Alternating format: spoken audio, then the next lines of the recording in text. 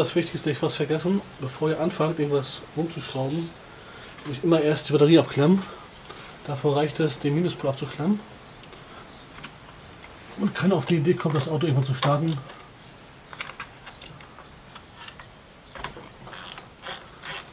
Beim Abklemmen der Batterie immer zuerst den Minuspol und dann den Pluspol abklemmen. Und beim Anbau genau andersrum. Erst den Pluspol und dann den Minuspol ansetzen. Beim Keilriemen wird die Laufrichtung aufgeschrieben, beziehungsweise besser gesagt markiert. In dem Fall läuft es rechts rum.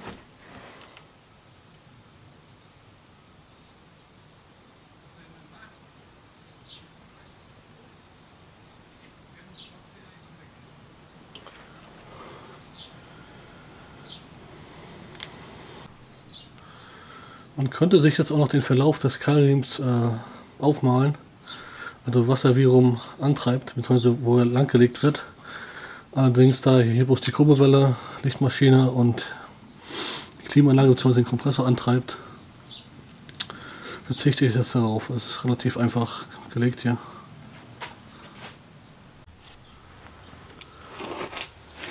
Dann den Keilriemen entspannen.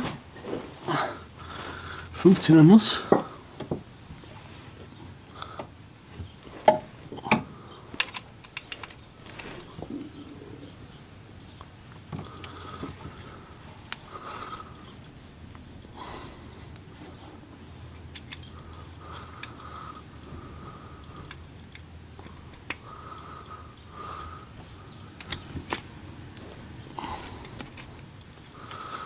Und mit einem Bohrer oder ähnliches blockieren.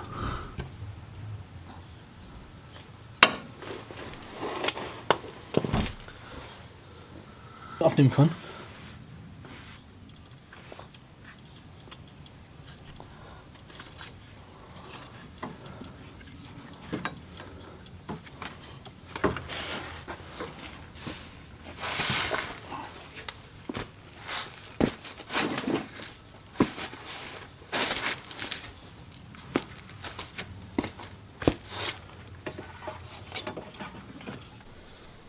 Falls jemand den Keilriemen ersetzen will, das ist ein 6 PK 1005. Und damit ein 10er Vielzahn Beinschrauben vom Spannern lösen. Ich habe nicht mal vorgelockert, weil ich eine Hand frei brauche für die Kamera.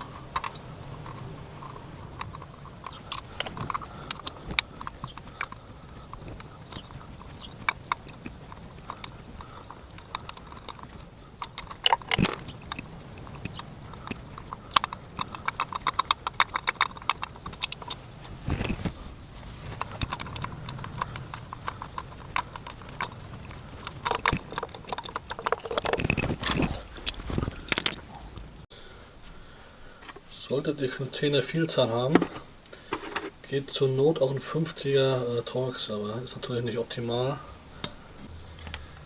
Dann die Lichtmaschine lösen mit einem 13er Nuss. Unten reicht es, sie nur leicht loszuschrauben, die Schraube. Oben muss die Schraube ganz raus.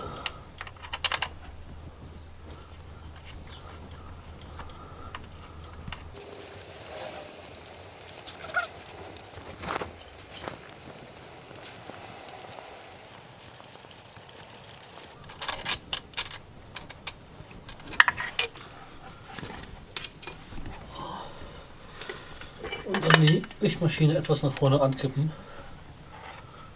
Am besten Montagehebel für nehmen, also vorsichtig sein, dass nichts abgebaut wird.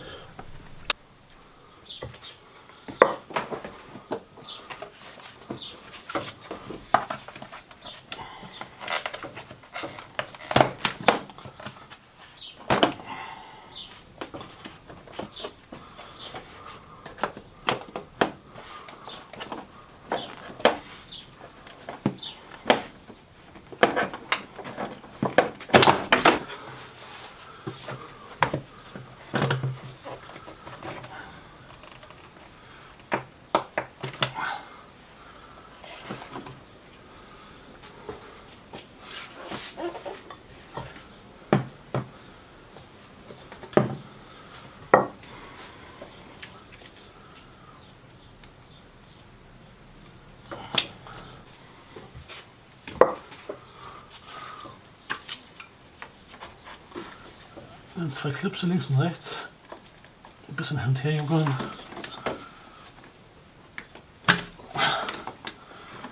Jetzt soll es langsam rausgehen. Das gleiche hier oben. Könnte am Anfang ein bisschen schwer gehen, aber es sollte eigentlich. Das hier.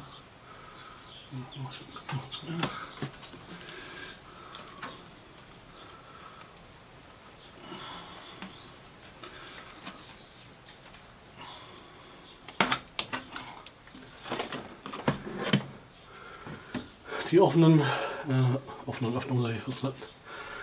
Die Öffnungen natürlich mit staubfreien Tüchern oder ähnliches zumachen, dass kein Dreck anfällt. An der Stelle und an der Stelle mit dem 30er Torque das Rohr lösen. Vorher noch den Clip hier abnehmen.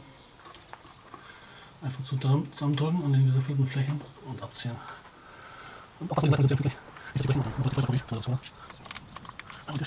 ausschauen und den anderen auch.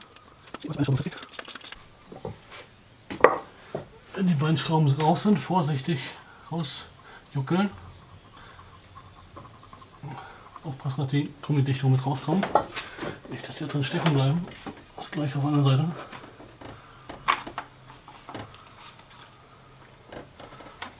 Und auch wieder die Öffnung wieder zudecken danach. Und dann noch die Kappe abmachen. Auf den 30er Torx.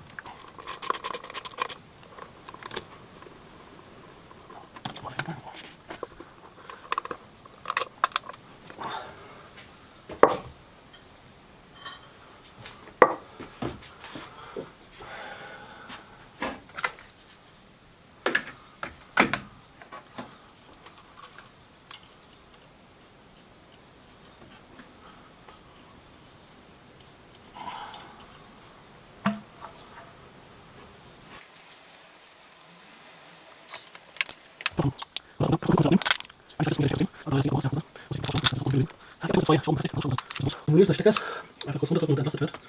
Und dann den Hebel zurückdrücken und dann. Jetzt der Stecker nicht. Aber abziehen.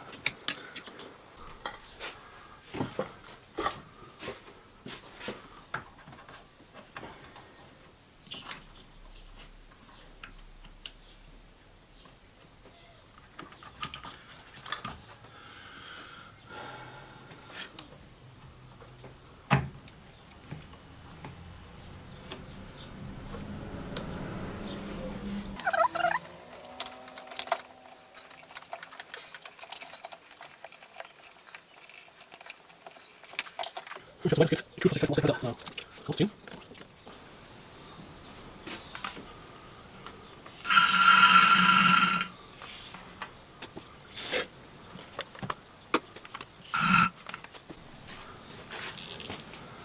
Als nächstes werde ich den ersten Kolben auf OT stellen.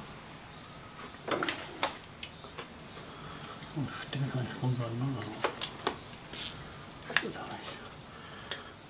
Auf jeden Fall ziehen muss.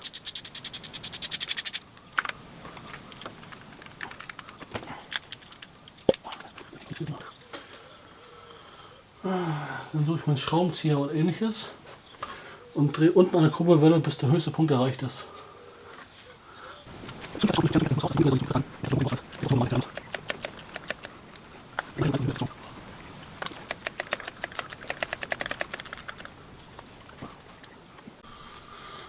Und 30er Torx die Abdeckung vom Zahnriemen abnehmen.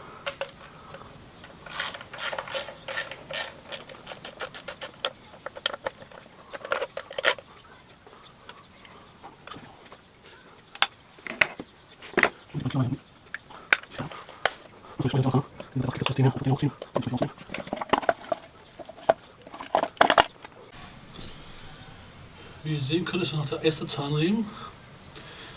Wir sollen laut Werksvorgabe alle 210.000 Kilometer gewechselt werden. Beziehungsweise alle 7 Jahre. 7 Jahre habe ich jetzt rum und dementsprechend sieht das schon aus. Also ich drehe jetzt eine Kurbelwelle so lange, bis der oberste Todpunkt erreicht ist.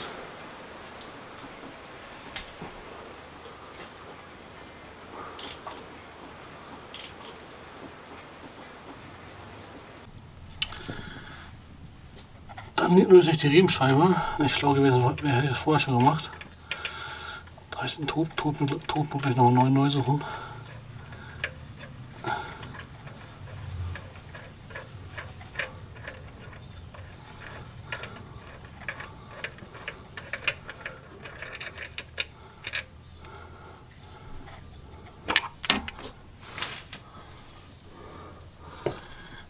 Alte Schraube stecke ich erst wieder rein.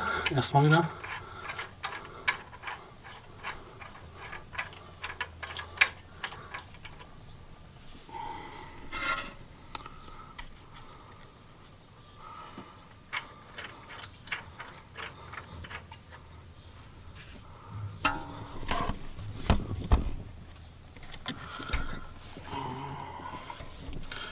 Kann man sehen, hier sind 2 Markierungen, die müssen auf 12 Uhr zeigen.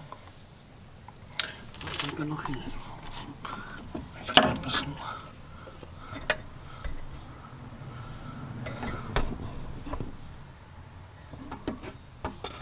So. Die beiden Striche sollten auf 12 Uhr zeigen. Ich gleich noch korrigieren.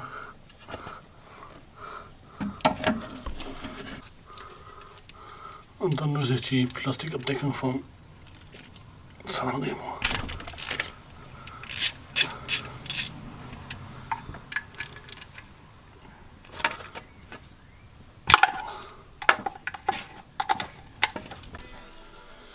Als nächstes nehme ich dieses Spezialwerkzeug. Das kommt einmal auf die Einlass-Nockenwelle und einmal auf die Auslass-Nockenwelle.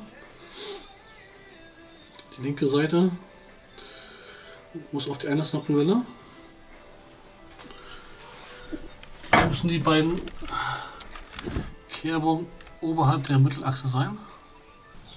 Das Tierwerkzeug reinbekommen. Wichtig ist, dass es bündig ansetzt und nicht schräg, das auf beiden Seiten. Ich musste dafür noch mal 1-2 Mal den Todpunkt genau suchen, weil es nicht hundertprozentig gepasst hat. Also nicht auf die Idee kommen, das bloß so halb reinzuschrauben, das geht auch, aber das ist nicht perfekt zentriert.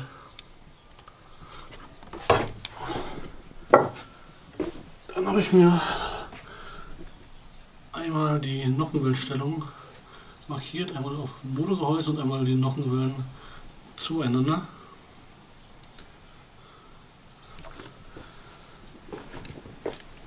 Und das gleiche auf der Kurbelwelle natürlich auch.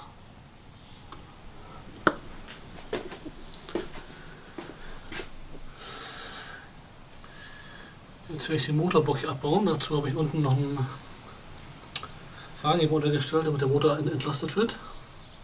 Und werde ich die Schrauben hier alle lösen hier. Wenn ich die Abdeckung abkriege hier. Und ich später auch den Zahnriemenspanner gut raus und reinkriege.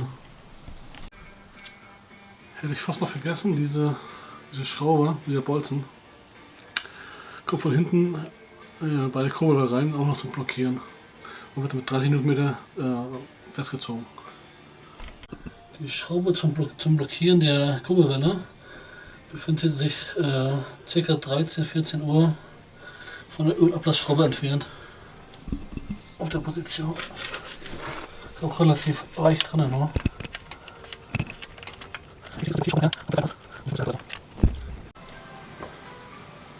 Oh, ich habe jetzt alle Schrauben von der Motorabdeckung gelöst.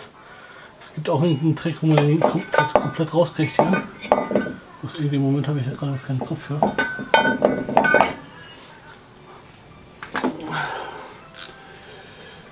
Positionen sind alle markiert. Ich löse als erstes den Zahnriemenspanner der 13er Nuss. Ich noch entgegenkommen gerade.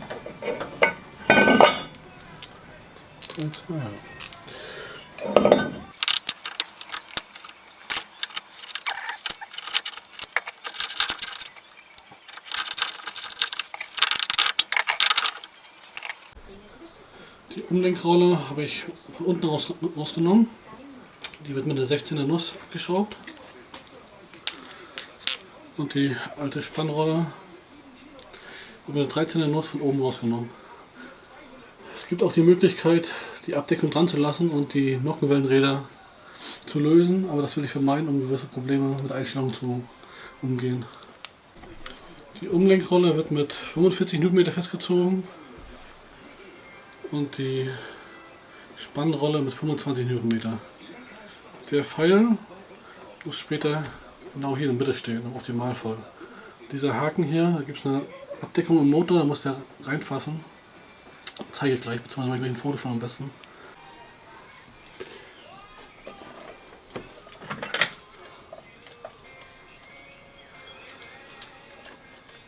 Wird erstmal nur leicht angezogen, weil es muss ja noch korrekt gespannt werden nachher.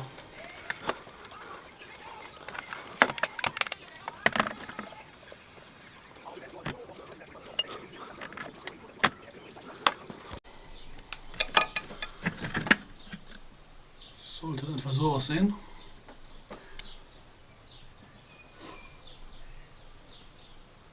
Das ist jetzt natürlich noch nicht gespannt. Während des Spannens, das wird dann über diesen, das ist der 30er oder 32er Vielzahn gemacht, wird der Pfeil einmal über den Punkt gespannt, den er wo er hin soll, und dann wieder zurückgelassen in die Mitte vom Loch sozusagen. Der Zahnriemen wird im Uhrzeigersinn aufgezogen. Erst die Kurbelwelle, dann die Spannrolle, dann die linke Nockenwelle, dann die rechte Nockenwelle und dann die Umlenkrolle. Wieso das Ganze? Weil der Blockierbolzen, der unten bei der Kurbelwelle drin ist, der blockiert ja nur in eine Richtung. Wenn ich jetzt andersrum aufziehen würde, würde die ganzen Positionen könnten verdreht werden. Rüberziehen über den Punkt und dann das genau mittig und dann festschrauben.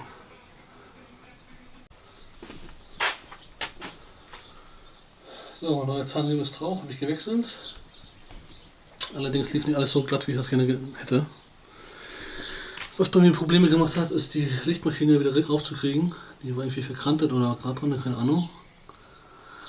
Und die Kurbelwelle, die wird mit 150 Newtonmeter angezogen, dann 180 Grad. Da ich das natürlich nur mit dem Wagenheber aufgebaut hatte, das Auto, war es natürlich dementsprechend schwer, auf die entsprechende Kraft zu kommen. Bei relativ wenig Platz. Sonst hat es einigermaßen geglückt, auch wenn es so einiges länger gedauert hat, als ich gedacht hätte. Als nächstes werde ich noch die Batterie tauschen.